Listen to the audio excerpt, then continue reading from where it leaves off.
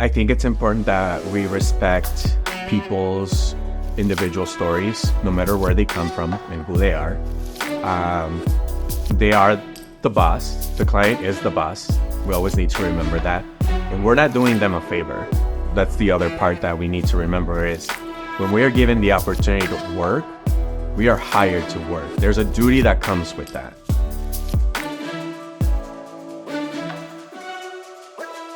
What's up, everyone? I am back again at episode 3 of Representation Matters with our board of directors member, David Farrell. How are you doing today? Hi, everyone. Glad to be here. Glad to have you here, and I'm excited to dive into this conversation with you. Me too. Thanks, Oregon. Of course.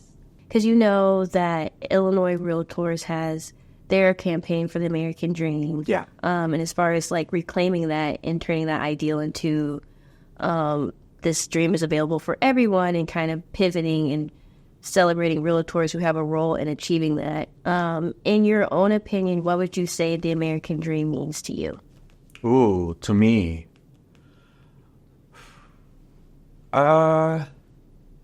Sounds cheesy and very corny, but living in the pursuit of happiness, doing what you love to do freely, surrounding yourself with people who support that, who support your vision, staying focused, having a positive impact in the world and in the communities that you work, being 100% authentically, genuinely yourself, and knowing that there is joy in that.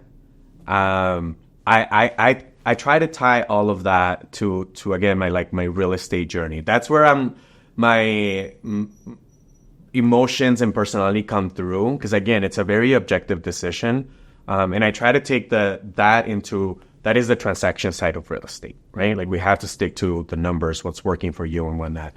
But what does this mean to you as a client, as for your family and things like that? To me, that the American dream was, having the freedom to not just be myself, but to have a positive impact in the world. I feel like I've put in a lot of work in preparing myself to be able to hold the vision that I'm working towards. There's a lot of work that was done. That was a foundation. Now we're here. There's a lot more work done that needs to get done. To me, I feel it. I mean, I'm lucky to have my family with me, to have my fiance with me, to be building a life together, and to have that security, that safety of our home to go back to, and to be able to have those very raw conversations and very fun conversations when we're having dinner, both in English and Spanish, because my fiance is fluent. To me, that's the American dream. Like just having the freedom to be yourself, to work in something that you love doing, that's going to give you a living, and to share that with those that you love. And I love that. I love how you said having the freedom to be who you want to be is just super important. And I think that's such an important thing to think about when you're thinking of the American dream. I think I've always thought of it as like white picket fence and having the traditional family per se, but there's nothing traditional about anything. Yeah. So I think that's such a great perspective to have, for sure. Thank you. I'm not, for the industry we're in, I try not to be too materialistic. And I know a lot of people have that. Like, what does that look for you? Investing in real estate and using it as a vehicle to grow your wealth can have a very powerful impact in you, your family, your community, which I'm a big advocate for. But ultimately, you have to be happy, right? And so you have to love where you live, but also who you are and what you do. Yeah. And that eventually is going to translate. If this is something that you want to use as a vehicle to building wealth for your safety, for whatever, like it will happen. But I think first, before that happens, like you have to figure out who you are and what you're about so that you can carry that into your home. Like that's what allows you to have, like, your home is where you bring those values in, where you bring your authenticity, where you bring your cultural traditions, you're listening to your music, or, that's your space for you to really, like, feel like, I can let all my guards down here. Mm-hmm. Yeah. Oh, yes. I love that. Yeah. Being able to just. So I did kind of want to ask more about you and your background. So could you tell me a little bit about it? Sure. So I'm a first generation immigrant. I came to the States when I was 15 years old. Didn't know a word of English because I came from a very small town in Durango, Mexico. We moved to Chicago because my dad's side of the family, they're all primarily here in Illinois. So it would be easier for us to make that transition knowing that there was family around for us to navigate, the move and the process of what that was going to look like. Learned English in high school, then college, and my very first job, which was in Rush Copley Medical Center. I worked in dietary, so I used to deliver a lot of food to all the patients, and that's how I practiced a lot of my English. And so that's a little bit of my background. Mm-hmm. Yeah. That's cool. So what inspired you to become a realtor? So I got into real estate right after I graduated college when I was 21. I was very involved in college too. Mm-hmm. So I was president, right? Like it keeps the experience fun. It does. Mm-hmm. I was president of our student government. And so when I graduated college, because I had so many activities I was one of those people that used my calendar.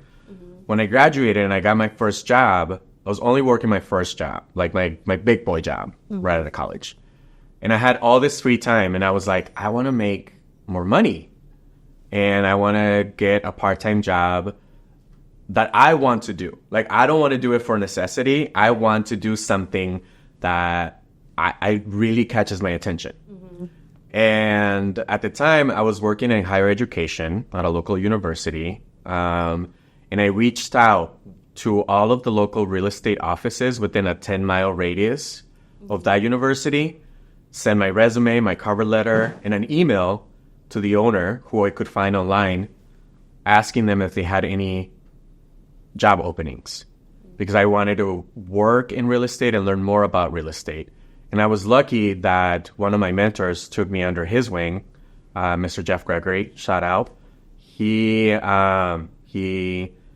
called me for an interview and on the spot gave me the job. And he introduced me to the world of real estate as an assistant, working answering the phone calls, making the appointments, entering listing information on the MLS, printing those MLS property detail sheets for our agents. So he was a great help. I left his office 2 years after to go back to get my master's in statistics and marketing, but I stayed in touch with him. And fast forward to when I graduated from my master's program, he introduced me back to MRED. And I was able to get back into the real estate industry, but from the back end in 2017. And I've been in the industry since then, now as a licensed realtor. It's kind of a personal question. If it's okay. Yeah. Okay. Yeah. So what would you say, David, from when you were 15 who came here, would think of where you're at currently? Oh, God. I don't... Jeez. That's a good one. That's a good question. I feel like I've always had big dreams. Most importantly, I'm very critical of myself. I'm also very hard on myself. I try to be as prepared as possible. I knew college was a must when we finally made the choice, like my family and I made the choice of leaving our whole life behind, because it might be an immigrant thing, maybe not, maybe just, some people who are kind of have my personality type. But feeling the responsibility of, you're not doing this just for you. You're also doing it for your parents, for your siblings.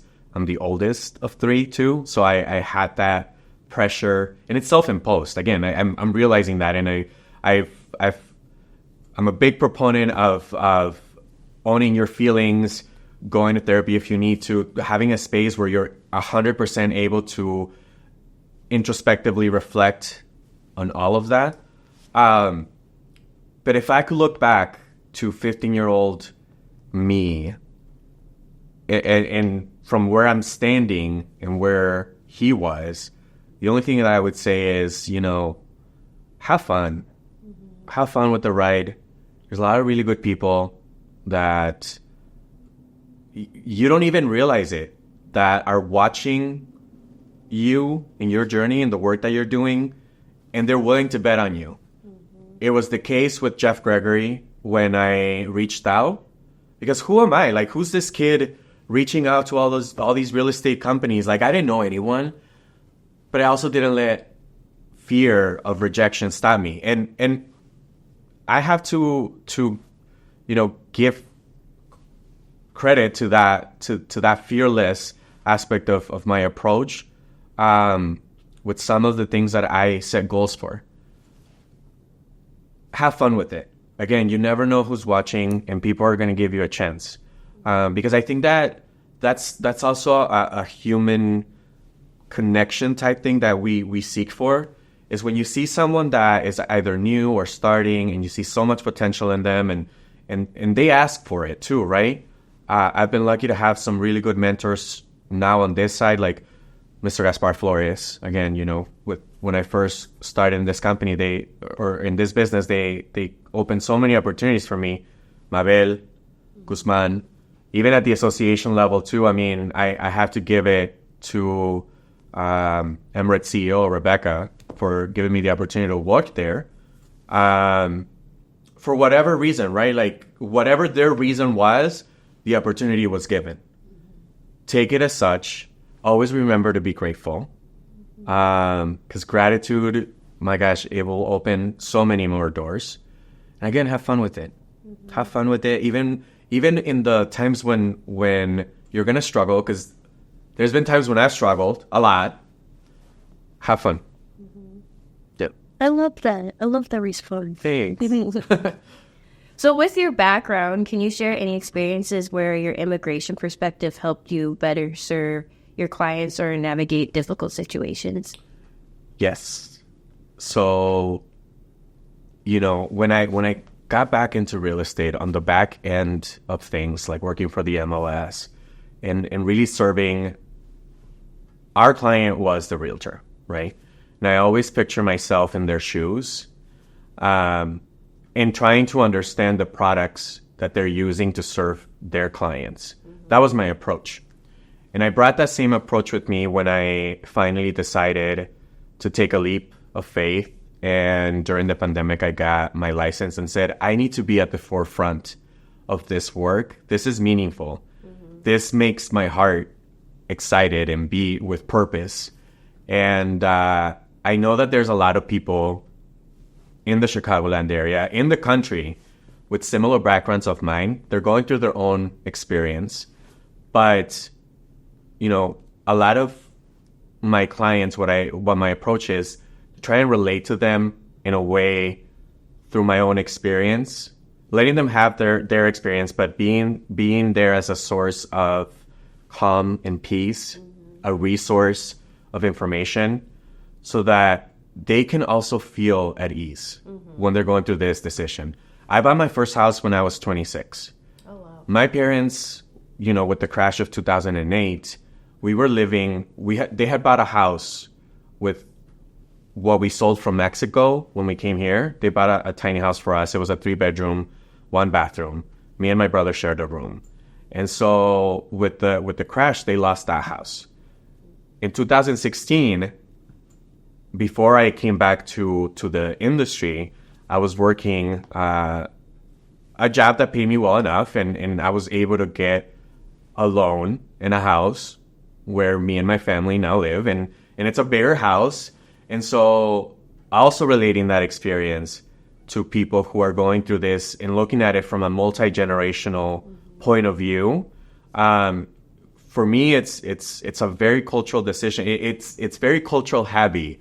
When you're buying your first house, you're not from this country, you're relying a lot on your parents because I felt like I didn't have a lot of people to ask questions to. Even my cousins, they've been here their whole life, so they couldn't understand what I was going through when we were buying this house. So that's the approach that I try to have with my own clients too, is I try to ask them, like, where are you? What's your experience been? What does this mean to you? And how can we make this as objective as possible? Because I know that there's going to be a lot of emotion involved with your process. But remember, we have to stick to an objective outlook on things so that you're also able to keep your house. Absolutely. And that's why do you think immigration is an important topic for realtors to learn and educate themselves on, especially for their business? So there's that individual portion of my answer, but then there's also an economic portion of it. Buying a house is probably the biggest investment of your life, right? And especially me as an immigrant, I understand the amount of work that took for me and my family to be able to do that. Compared to a lot of my family that were born and raised here, I felt like I had years and years to catch up to, right? Not only just learning the culture, the language, getting a job, learning what that was going to take. I didn't know that I had to work 2 years, had a stable income for me to qualify for a loan. And so understanding that is such a impactful decision, we need to consider that when we're on this side of the work we do.